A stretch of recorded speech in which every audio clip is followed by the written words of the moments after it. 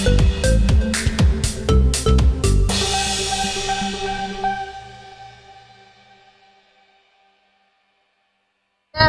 dong update soal rumah kemarin katanya muncul lagi.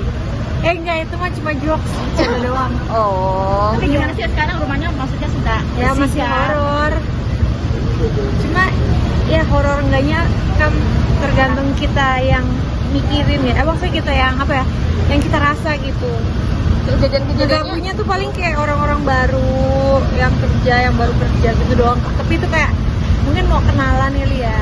Kalau sama yang ngisi rumah, penghuni rumah, apalagi yang kerja yang udah lama sih nggak kayak biasa aja. itu udah lama apa dari kapan sih Kak kejadiannya? Kejadian yang Di rumah maksudnya kejadian-kejadian horor-horor kayak gitu udah sering terjadi atau baru-baru sebenarnya aja? sih udah sering. Sebenarnya nggak cuma rumah yang ini, rumah yang dulu juga banyak juga. Rumah yang di apa tuh di Ciganjur itu malah ada none-none Belanda suka cuci piring. Cuma ya orang yang bisa lihat kali yang ngerasain ya. Kalau aku mah nggak bisa lihat gitu Kak, kayak nggak peka gitu loh.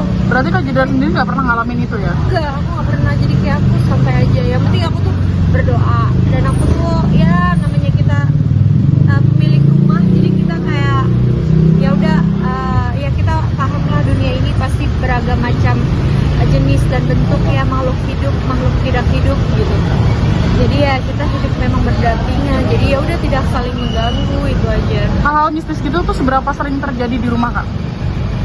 Biasanya aku dengerin cerita dari karyawan. Kalau aku sendiri aku nggak pernah kan. Paling yang terakhir yang aku denger yaitu ada staf baru masuk, terus udah gitu dia itu maghrib masih beberes di garasi tengah gitu. Terus udah gitu dia dikasih lihat wujud, udah gitu dia di situ dikasih lihat, di kamar mandi juga dia dikasih lihat.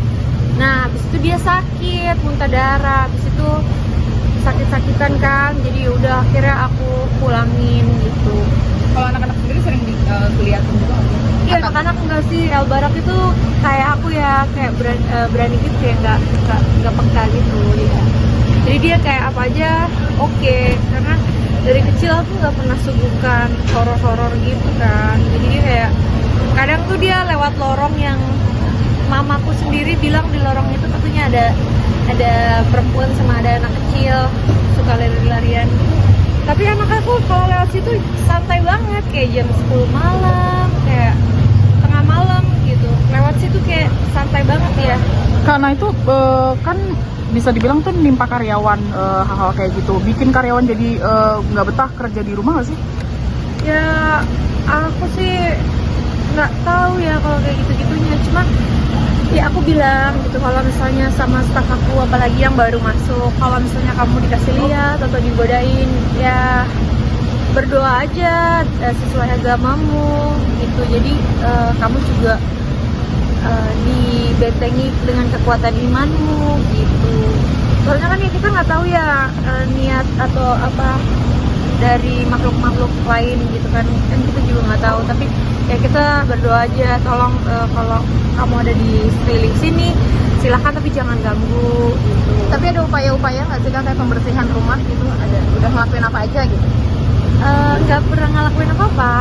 Paling apa ya, aku selalu jaga kebersihan sih. Kayak misalnya aku tuh bilang sama orang rumah, tolong jaga kebersihan, jangan kotor. Terus kalau saatnya istirahat tuh istirahat gitu. Terus itu aja sih, paling jaga kebersihan paling penting menurut aku ya. Sama nyalain lampu kalau malam. Ada rencana buat pindah Kak? Maksudnya kan banyak yang ganggu gitu. Meskipun kakak nggak enak. Aku mah nggak ada rencana pindah, karena aku sendiri ngerasa nyaman di rumah itu. Ya, terus karena mungkin aku juga ya nggak peka dan nggak mau ganggu dan nggak terganggu juga gitu. Jadi ya aman-aman aja aku. Suami sendiri pernah ngalamin hal-hal gaib juga nggak? Kalau suami aku enggak sih. Cuma dia waktu dia lagi bener-bener sendirian di rumah, jadi dia pernah. Jadi tuh dia ya kan ceritanya tuh rumah itu kan udah kayak kosong lama banget kan, yang kemarin pas aku tinggal di Bali itu kan 3 tahun rumah itu kosong. Nah pernah dia sekali ke Jakarta, dia nginep di rumah tuh, di rumah pas lagi gak ada orang gitu. Terus malam-malam dia kan dia nggak bisa tidur lah ya, namanya tidur sendiri gitu ya, tempat yang dia nggak biasa, jadi dia kayak tidurnya gelisah. Terus malam-malam dia pengen banget ke toilet, akhirnya dia bangun. Nah pas dia lewat ada wardrobe aku ya, di situ dia digini nih, gitu-gituin gitu. Terus dia langsung ngibrit, langsung nggak jadi ke toilet, dia langsung di tempat tidur, dia langsung tidur pakai selimut gitu. Kak, kan sekarang kan lagi ramai juga nih banyaknya para selebriti atau dari kalangan-kalangan yang itu yang percaya dengan adanya makhluk-makhluk kiriman kayak gitu. Kak Jedar sendiri tuh percaya juga nggak sih mungkin? Nah itu aku percaya nggak percaya ya, maksudnya ya kita orang Indonesia kayak gitu tuh, kayak aku tuh kayak udah sering denger lah dari aku kecil gitu.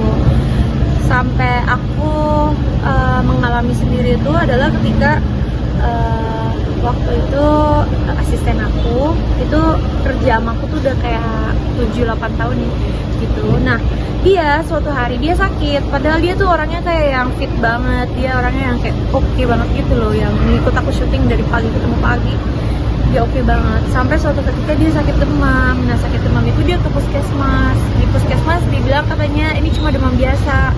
Terus tapi sakit demamnya tuh sampai 2 minggu demam terus. Nah habis demam terus itu tiba-tiba di akhir-akhirnya tuh dia nggak bisa jalan.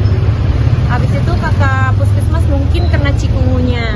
Terus habis itu dia izin pamit, saya pulang aja deh karena saya ngerasa saya di sini sakit-sakitan mulu, nggak bisa kerja juga, lebih baik saya sembuhin istirahat di rumah gitu kan. Terus udah gitu udah dong dia pulang ke kampungnya lah gitu ya. Terus tadi di kampungnya dia didoain sama orang suci yang dari sana lagi. Terus dari situ dia didoain beberapa hari, tiba-tiba ritual yang keberapa tuh ada bayangan hitam keluar gede banget dari badan dia. Ini menurut cerita dia dan menurut video yang direkam ya. Terus kata orang pintarnya tuh kayak ada yang ngirim, cuma keterimanya ke asisten aku gitu, karena mungkin aku sama asisten aku tuh udah terlalu deket gitu. Itu doang sih. Tapi apa itu ditujuin buat Kak Jedar? Kiriman itu? Katanya cuma aku nggak tahu, aku mah kayak gitu-gitu ya gimana ya, banyak-banyak berdoa aja deh sama bersedekah, berbuat baik sama orang gitu.